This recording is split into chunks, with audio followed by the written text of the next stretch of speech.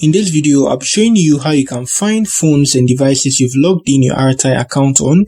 Very simple and easy. For security wise, you need to check devices you are logged in into to prevent people from, getting access to your message third parties.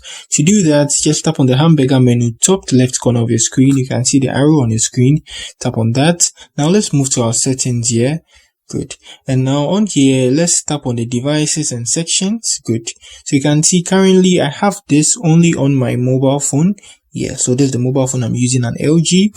I'm planning on making a tutorial on how you can link your Arattai account to a laptop. So just like on WhatsApp, you can use this on your mobile phone and a laptop too as well. So if you have it on a laptop, your laptop section should be here. So now let's say you want to terminate this account on the mobile phone, or you find your account on a different mobile phone that you are not using. You just tap on that. You see terminate this section and you tap on that.